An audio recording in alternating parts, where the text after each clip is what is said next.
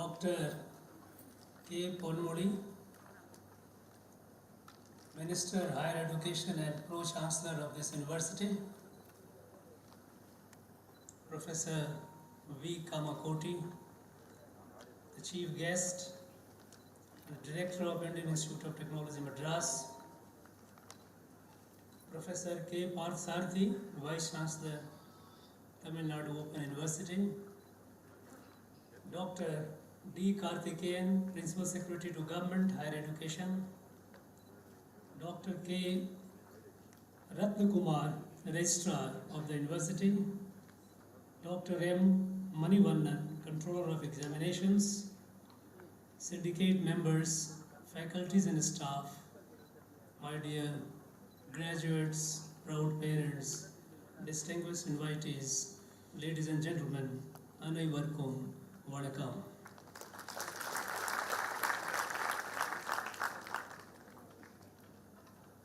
இந்த சந்தர்ப்பத்தில் இன்று பட்டம் பெற்றுள்ள அனைத்து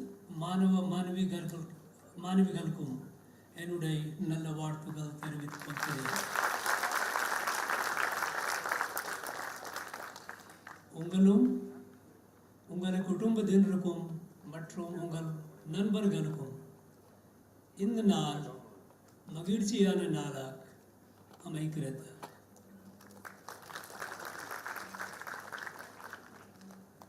நீங்கள் பெற்ற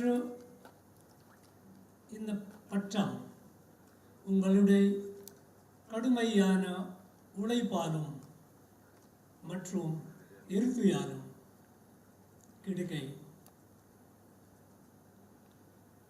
பெற்றுள்ளது. உங்கள் எதிர்காலம் சிறப்பாக அமைய என்னுடைய மனமார்ந்த வாழ்த்துக்கள்.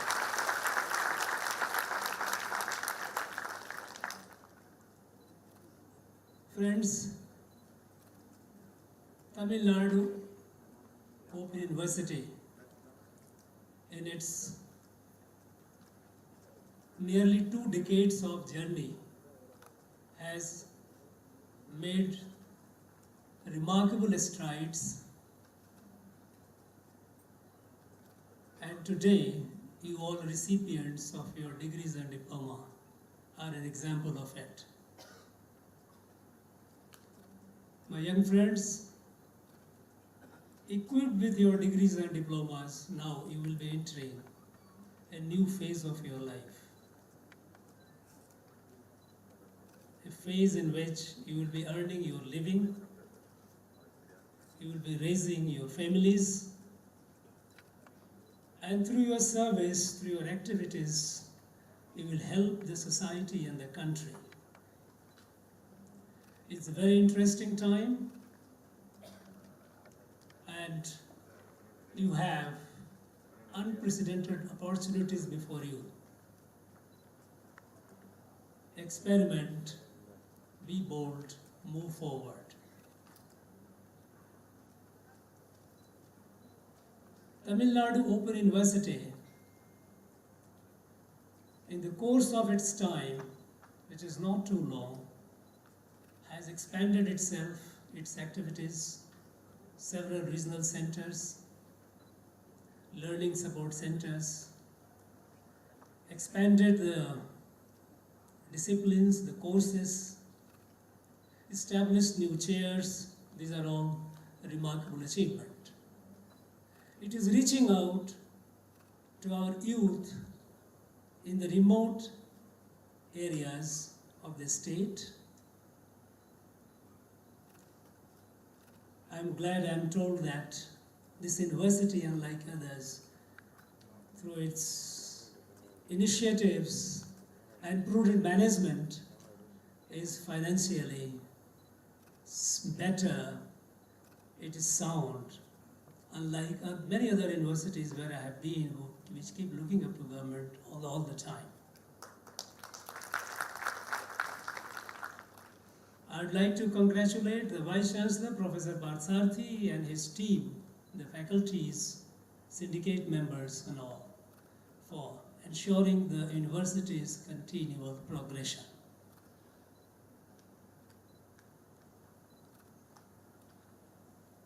University, about the achievement of it has already been indicated by the Vice Chancellor, and people are by and large aware of it. I came to know that university has also prepared a vision document 2030. It's a very encouraging initiative, because very often the vision is something which is not given the due importance. My only suggestion is that when we think of a vision, vision should not be a vision of 10 years. This university is going to be here for long, long time to come. And if not for far too long a time, the vision must not be at less than at least a quarter of a century. And at a time when the country is moving forward with a vision of 100 years of independence in 2047, I would urge the Vice Chancellor and the other authorities to modify the vision and make it longer. Because a short-term vision, your vision is what drives you.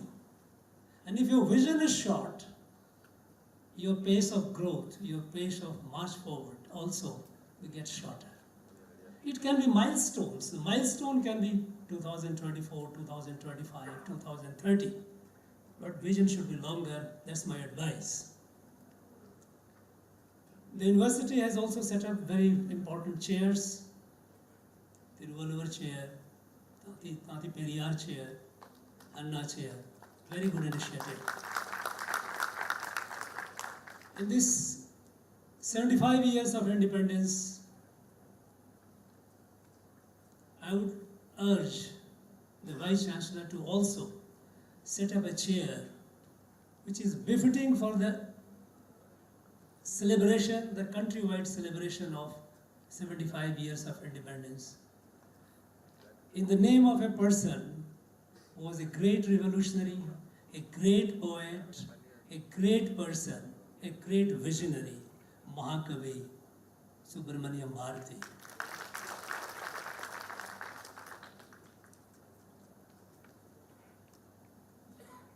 Friends, we are living in a period, in a time where change is phenomenal. The pace of change is faster than perhaps many of us can imagine. The way we thought, the way we conducted our business, conducted our affairs, 40 years back, 30 years back, 20 years back, 10 years back, are no longer the ways by which we can conduct our affairs today. The change is phenomenal. In this overall change that is happening, Professor Kamakoti has given some indication of it. How technology is opening up new vistas, new horizons, and whether you like it or not, whether we like it or not, it is, if we are not prepared, it's going to overwhelm us. And we have to learn lessons from our past to change. Professor Kamakoti has suggested even options be given on offer for collaboration between Tamil Nadu Open University and IIT Madras. I think it is, I would congratulate him for that, and I'm sure this university will seize this offer for the good of all. IIT Madras is a pride of the country. They have been doing cutting-edge researches in the field of technology, which has made the country proud. Be it in 5G, be it in virtual reality, and many, many fields. And it should be a source of inspiration for all of us, all the other universities. And I would, using this platform and using the presence of Professor Kamakoti and the fact that he has offered this for this Tamil Nadu Open University, I would suggest that similar offer should be to other universities of Tamil Nadu as well. Universities, when you collaborate with universities or the centers of excellence which is doing path-breaking, innovative work, you always stand to gain. I have visited universities and we have been having certain MOUs with some foreign universities and all. I don't think we need to, when we have, the fact is that IIT Madras is the envy of all of those or many of those universities.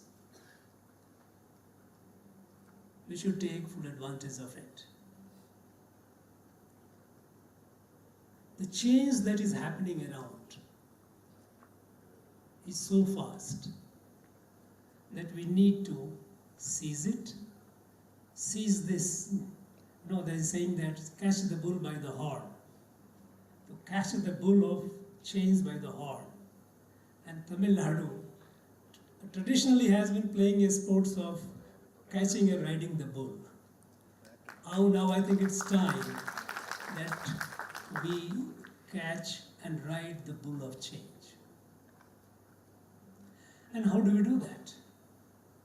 We have to fundamentally change our way of thinking, the way education has been.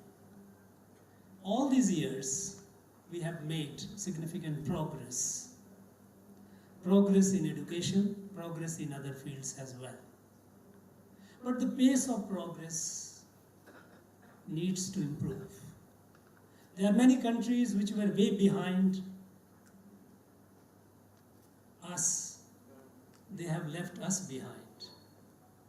Till 1990, China was just as in the mark of development by all the metrics. They were almost as much as we were. Today they have gone ahead. Similarly, there are other countries, smaller countries, who have moved ahead. The lessons from the past is that our education, which has been through this colonial period, there has been transformations, there has been certain changes, reforms.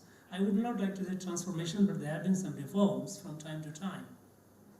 But the fact is that our education has been mostly empowering our students with the degrees and diplomas. But armed with the degrees and diploma, when they come out in the life, they have to struggle very hard to get a job.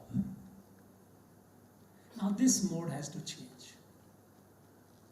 We cannot just empower our youth with a degree or diploma. We have to empower them in the true sense of applicable knowledge, a skill. And this requires fundamental change in our education policy. In fact, all the universities I have visited for convocation, it's very, very encouraging, heartwarming to see the women, the ladies outnumbering the gents. All over, many places almost it is 70% women degree holders compared to men. It's a very, very encouraging, it's a sign of a progressive community, progressive society. A system of education which encourages the women to come forward in education. And then I was a little curious to find out when I went to one of the universities and I asked, how about these women degree holders, when they come out, what do they do? How many of them are employed, either in jobs or self-employed, and there I believe that there is a considerable room for improvement. We all know that yes, an educated woman is an asset to the country, asset to the family, to the society and the country. But we must make, if the country has to rise, the educated women must be highly productive citizens of the country to take the country forward. And that requires, again, a real look at the way we have been imparting education. Now, certain suggestions, certain advices were made by the Pro-Chancellor in his speech about asking UGC, advising UGC for certain things. I would suggest kindly go through the National Education Policy. You see the vast, you see the vista that it opens. It's a highly comprehensive document. Unfortunately, many people have not read it. And since we have been thinking in our usual mode, which is no longer applicable, we are not able to fully appreciate the value or the worth of it. I have been visiting universities, I have been interacting with the faculties, with the students, and I have been raising this question, how many of them have read this document? People have read the commentaries, the op-eds in the newspapers, not the document as such. I would urge to have the full appreciation of this document, kindly go through it. Multidisciplinary approach to education. The person who has continued in certain courses and has had a break and wants to resume the course. These are all there in the policy. I would suggest Tamil Nadu Open University as well to look into it, constitute a cell, go through the document and see what all things can be applicable, which can be possible to implement, and others where you have difficulties, what are the how to overcome. Some days back, we had the meeting of the Vice Chancellors of the universities of Tamil Nadu, both the state and the private. And I was very encouraged to see that there were a lot of ideas which have come forward. These have been documented and being sent to the government, state as well as union government, and I'm sure this will constitute a valuable guide to the way forward. What I'm trying to say is that we have to have a re-look at the way we are imparting education. And the re-look has been given in detail. We need to examine that and pick up the nuggets of it, the good points, whatever we can implement, we should start it. Friends, one of the lessons that we have learned after the British left is how we have been looking at the country and the problems of the country. The approach has not given us the result that we could have desired. You know, the country was looked in terms of regions, in terms of different geographies, in terms of different languages, different cultures. The diversities was looked at as difference, caste, communities. Instead of celebrating the diversities as a variations, because there is an underlying unity all through the country. And that unity is visible in our day-to-day life. We may be speaking different languages. We may be staying at inhabiting different places of this country. But this underlying unity is so strong that even if we try to ignore it, it is not possible to ignore it. But what happened is that in the process over the decades, that we kept looking diversities and differences kept on multiplying. And that is why you see in the 1951, the number of castes, the number of communities, the number of tribes that we had, and today it has gone manifold up. Because differences became an area of mobilization, a point of mobilization. And everyone started looking into terms of smaller groups. Now, under the leadership, the visionary, leadership of the Prime Minister, we are looking at the country as one organic entity. Irrespective of a citizen, whether it's a Tripura or Tuticorin, or Kutch or Kohima, or Kashmir, every citizen of this country must have access to the basic ingredients of healthy citizenship, must have access to food, shelter, potable water, education, health, electricity. And here comes the way of looking at the problem. Earlier we were looking at problems in terms of, again, we try to break the problems into segments. Every 5-year plan, we had certain resources. So much schools will be opened, so much colleges will be opened, so many laboratories will be set up.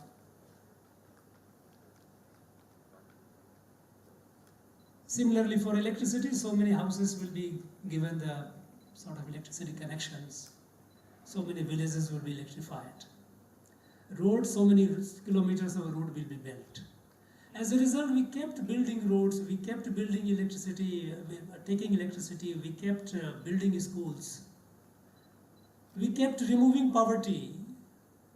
But even after 7 decades, India remained the home of the largest number of poor, sick, illiterate. Because if we deal with the problem in segments, in piecemeal, the problem doesn't go. Problem also extends. Problem also starts expanding.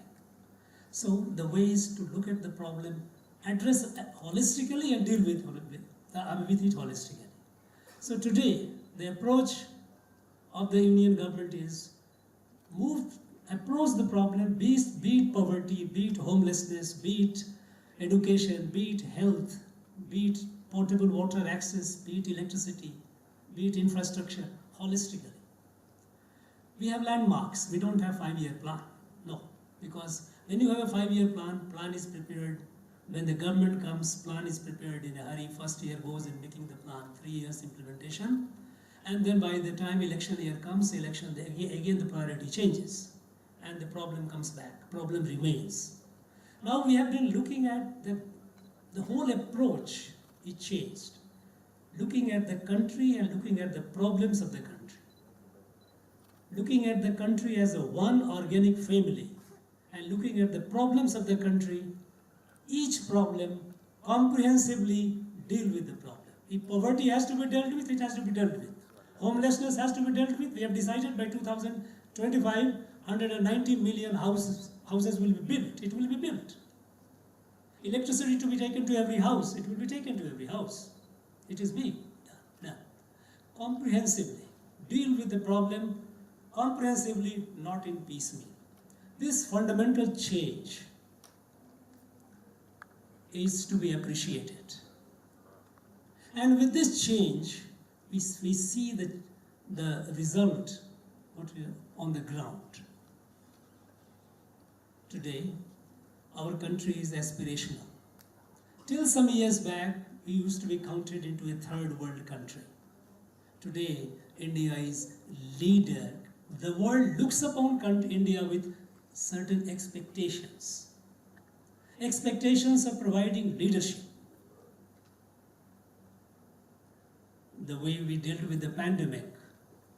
Not only that we managed our own pandemic problem, but we extended help to more than 130 countries in the world.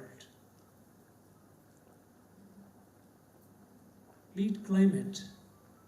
The climate, we know that yes, climate is a major problem, and the countries developed countries who are mostly responsible for massive, excessive carbon emission, they have not been bold enough to take measures to reduce. But India has taken the leadership, a decision that, and it is being implemented, that we are moving, bold decision to move towards clean energy. We set up targets for producing clean energy. In 2016, when India set up this International Solar Alliance and set up a target of 100 gigawatt of clean energy by the year 2025. We reached the target in the year 2021 September. We have crossed this 100 gigawatt, and now we have a target of by 2030 we'll have 500 gigawatt of clean energy. The bold decision that by 2070 we will be carbon free. It may look incredible, but it is possible because the country has the confidence today that it will achieve. It has been achieving incredible targets. Even when the countries they clash, we have seen Ukraine-Russia clash. We had to evacuate. There were pressures on India to take side of one or the other. We decided no. War, fight, violence is not good, it is not acceptable. Violence must end. Violence is not a solution to any problem. Solution is dialogue, discussion. And when we had to evacuate our citizens from Ukraine, and when we told the two countries, stop the fighting, we have to evacuate our citizens, both countries respected India's request and they stopped. And we got the window to evacuate our people. Now, country is moving forward with confidence. And now we have entered the Amrit Kal, the golden age of next quarter century, that by 2047, when the country celebrates 100 years of independence, the India should be the world leader. Now this world leader is possible only through the people, through our youth. Country is not built by governments, country is built by the people of the country, especially the youth of the country. And when the youth, government job is to remove the obstacles, the shackles, they create do's and don'ts, a lot of rules, regulations, constricting their, with confidence, experiments and moves forward. And we see the result in terms of startups. In 2014, we had hardly 400 startups in the country. And by the end of 2021, we have over 10,000 startups. By the first week of this month, May, hundreds of them have become unicorn. And unicorn, you all know, is each of them worth $1 billion or more.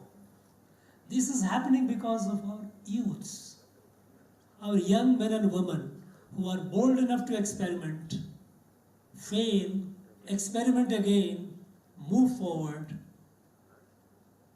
and do something new.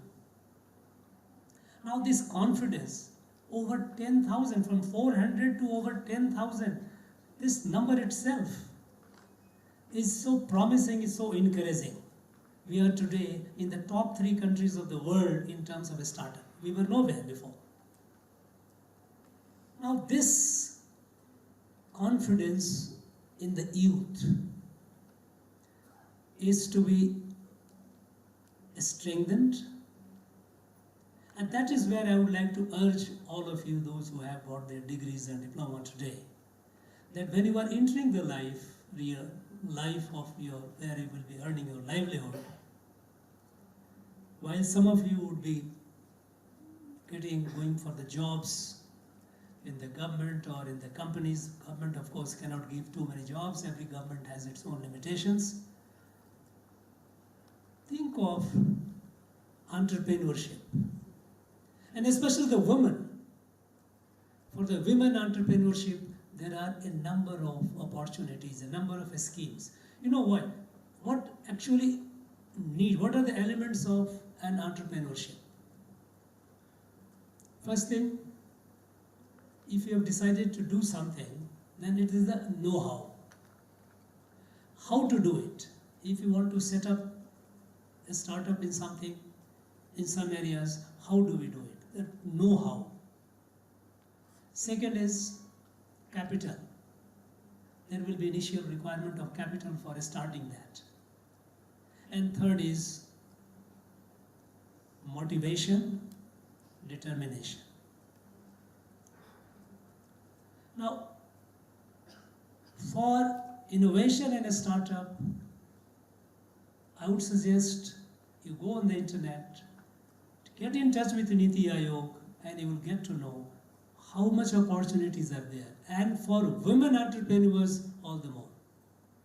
Access to capital, access to know-how, and as far as motivation is concerned, you have to, while the institution should encourage, should motivate the students while they are grooming them for their degrees and diploma, you have to also get motivated, self-motivated. Move forward, friends. Take full advantage of the available opportunities. And as is often said, that be job giver, not job seeker. That should be your first priority. And if with confidence, if you move, I tell you, there is nothing beyond you. Don't be afraid of failure. We have all failed. Life is not a journey of continuous success.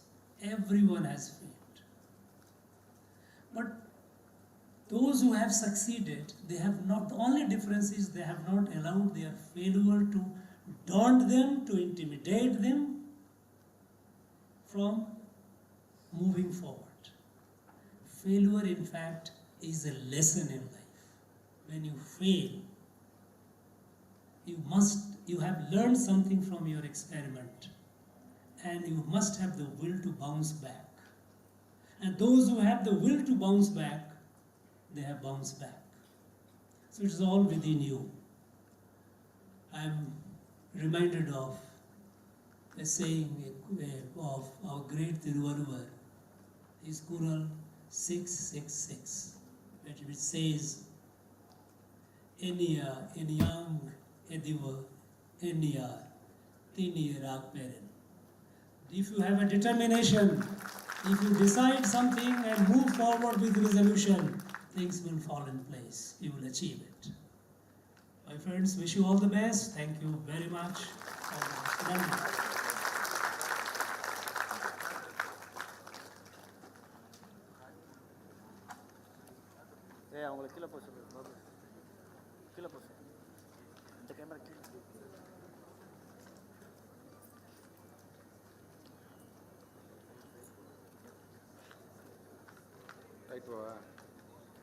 Right, போயிடுச்சுல